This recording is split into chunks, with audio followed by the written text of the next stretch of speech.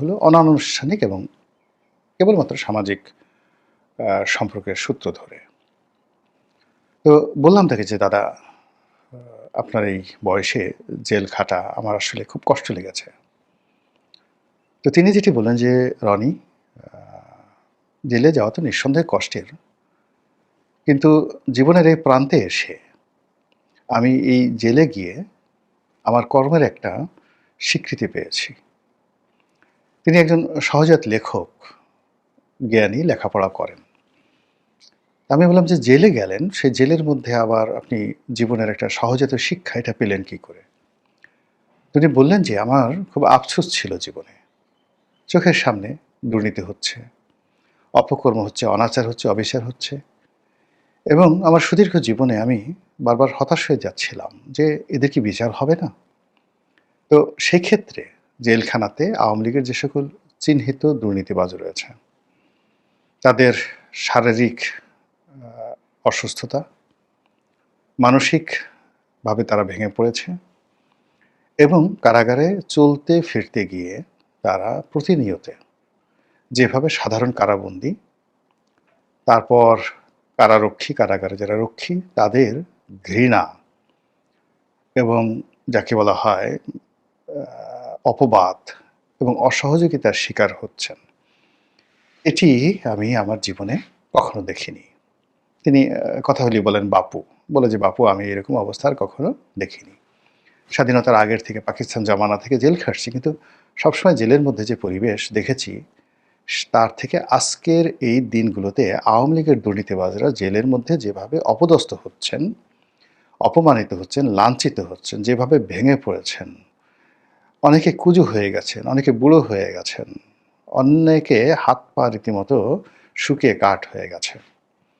তো এই অবস্থা দেখে আমার খুব ভালো লাগলো এবং আমার কাছে মনে হয়েছে যে, না, এই পৃথিবীতে এখনো বিচার আছে। এই একটা স্যাটিসফ্যাকশন যে জেলে না গেলে আর নিজের চোখে এই দৃশ্য যদি আমি না দেখতাম, কেউ আমাকে বললেও আমি এই কথা বিশ্বাস করতাম না। কথাটা শুনে আমারও খুব ভালো লেগেছে। এর কারণ হলো, আওয়ামী লীগ ছেড়ে আসার পেছনে আমার যে ১ নম্বর কারণ, সেটা ছিল আওয়ামী লীগের নাম ব্যবহার করে, দলের নাম ব্যবহার করে, দলের সভানেত্রীর নাম ব্যবহার করে কিছু ধড়িবাজ লোক দুর্নীতির একটা, যাকে বলা হয়, ওপেন টেন্ডার তারা চালু করেছিল। দুর্নীতিবাজদের একটা উল্লাস নৃত্যের তারা প্রচলন করেছিল। তাদের অহমিকাবোধ, তাদের অমানসিক চিন্তা চেতনা, তাদের যে অর্থ লোভ, এটা এমন একটা পর্যায়ে ছিল, সেই কারণে আওয়ামী লীগের যে সকল অর্জন, আওয়ামী লীগের যে ইতিহাস, সকল ঐতিহ্য, এগুলোর উপরে রীতিমতো গজব নাজিল হয়েছিল। তো কোনো কিছুর বিনিময়েই তাদেরকে থামানো যাচ্ছিল না। আমরা অনেকে সমালোচনা করেছি। দেশের মানুষ যত সমালোচনা করেছে, তাদের ক্ষমতা তত বেড়েছে, অর্থ তাদের বেড়েছে, বিত্ত তাদের বেড়েছে। তো সেই মানুষগুলো এখন জেলে আছেন। আমরা অতীতে দেখেছি, আমি একটা সময় যখন জেলে ছিলাম, আমি দেখেছি যে ওখানে বড়, বড় যারা গুন্ডারাজ, বড়, বড় যারা মাস্তান, চাঁদাবাজ, তারপরে সেখানে যে সকল ধরুন দুর্নীতিবাজ রয়েছে, টাকাওয়ালা রয়েছে, তারা জেলখানাটিকে একটি 5 স্টার হোটেলে পরিণত করে নেন। জেলের যে সকল কর্মকর্তা রয়েছেন, তারা টাকার পিছনে ছুটেন এবং ওদের টাকা নিয়ে তারা গুলশান বনানীর যত রকম ভালো, ভালো খাবার, যত রকম ৫ তারকা মানের হোটেলের খাবার থেকে শুরু করে এমনকি তাদের যে জৈবিক চাহিদা, সেই জৈবিক চাহিদা মেটানোরও ব্যবস্থা করা হয়। তারা সেখান থেকে ব্যবসা-বাণিজ্য পরিচালনা করেন, সেখান থেকে আন্ডারওয়ার্ল্ড পরিচালনা করেন, এমনকি খুন-খারাবি পর্যন্ত করেন। এই দৃশ্য আমি নিজের চোখে দেখে এসেছি। তো তার ব্যতিক্রম হিসেবে এই জমানাতে যদি আওয়ামী লীগের বড়, বড় দুর্নীতিবাজরা, ধনীরা কারাগারে অপদস্থ হন, অপমানিত হন, তাহলে এর চাইতে সুখের সংবাদ আর হতে পারে না, যারা একটি সুস্থ এবং ভালো রাষ্ট্র ব্যবস্থার কথা কল্পনা করেন। এটি গেল ১। ২ নম্বর হলো যে এই মানুষগুলো আল্লাহর শত্রু, জমিনের শত্রু, মানুষের শত্রু, প্রাণীকুলের শত্রু এবং এরা এই পৃথিবীর যত মাখলুকাত রয়েছে, সকল মাখলুকাতের ঘৃণার বস্তু। সকল মাখলুকাত তাদেরকে ঘৃণা করে। এ সকল মানুষের রক্তে সমস্যা আছে। আমি যদি বলি যে জন্মে সমস্যা আছে, সেটাও খুব বেশি বলা হবে না। সাধারণত গরিব মানুষের অর্থ, ধরুন রাষ্ট্রীয় অর্থ, একটা ব্যাংকে কাদের অর্থ থাকে? এখানে ধনী দরিদ্র সকল মানুষের অর্থ থাকে। অনেক অলি আল্লাহর অর্থ থাকে, গাউস কুতুবের অর্থ থাকে। তো সেই অর্থ আপনি নিয়ে ঋণের নামে নিয়ে, মিথ্যা কথা বলে নিয়ে আপনি মদ খেলেন, বিদেশে টাকা পাচার করলেন, এমনকি নিজের মেয়ের বিয়ের টাকা খরচ করলেন, BMW, মার্সিডিস, অডি গাড়ি কিনলেন। এটা দেশের 18 কোটি মানুষের সঙ্গে বেইমানি, তাদের হক নিয়ে টানাটানি। কাজে এরা অভিশপ্ত।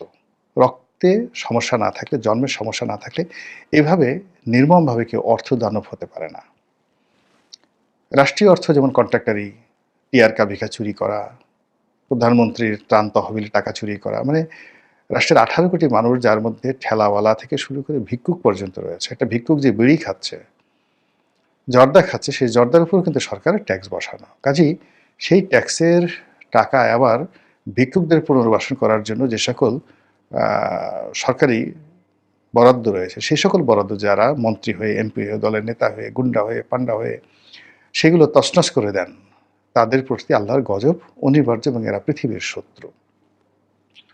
তো সেই মানুষগুলো প্রকৃতি দ্বারা কষ্ট পাচ্ছেন, পরিস্থিতি দ্বারা তারা কষ্ট পাচ্ছেন। এটা যারা এই সমাজে ভালো চিন্তা করেন তাদের সকলের জন্যই আনন্দের সংবাদ। দ্বিতীয়ত, আমি মনে করি যে এই সকল মানুষের উপর আল্লাহর গজব নাজিল হওয়া উচিত। এদের বেঁচে থাকার কোনো অধিকার নেই, সম্মান তো দূরের কথা। এর কারণ হলো যে রক্ত যাদের খারাপ থাকে, বংশ যাদের খারাপ থাকে, তারপর জন্মে যাদের ত্রুটি থাকে, এই সকল মানুষ যারা কন্টিনিউয়াসলি দুর্নীতি করে এবং বারবার শুধু দুর্নীতির কারণে জেলে যায়, জেলে গিয়ে তওবা ঠবা করে, আবার ফিরে এসে আবার সেই অপকর্ম করে, এরা কোনোদিন ভালো হবে না। এমনকি কিয়ামতের দিনও এদের কোনো মতিগতি হবে না। এরা আল্লাহর সামনে দাঁড়িয়ে অবাধে মিথ্যা কথা বলে যাবে, একের পর এক মিথ্যা কথা বলবে এবং আল্লাহকে চ্যালেঞ্জ জানাবে। তো কাজে এই সমস্ত লোকের যদি শাস্তি হয়, ধরে নেবেন যে এই জমিনের প্রতি আল্লাহর রহমত বর্ষণ শুরু হয়েছে। এই আওয়ামী লীগ জামানাতে ধরেন অনেক দুর্নীতিবাজ রয়েছেন, যারা এরশাদ জামানা থেকে বা একেবারে 1973 থেকে, এমনকি পাকিস্তান জামানা থেকে যারা দুর্নীতিতে সিদ্ধহস্ত। তারা যে কয়বারই জেল থেকে বের হয়েছে, বের হওয়ার আগে তারা তওবা করেছে। আমি জানি এটা। আমি জেলের যে রুমটিতে ছিলাম, সেই রুমে বেশ কয়েকজন চিহ্নিত দুর্নীতিবাজ ছিলেন।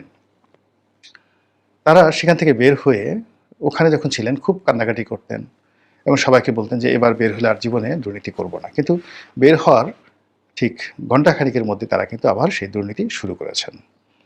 রেজিম চেঞ্জের সঙ্গে সঙ্গে, রাষ্ট্র ব্যবস্থা চেঞ্জ হওয়ার সঙ্গে সঙ্গে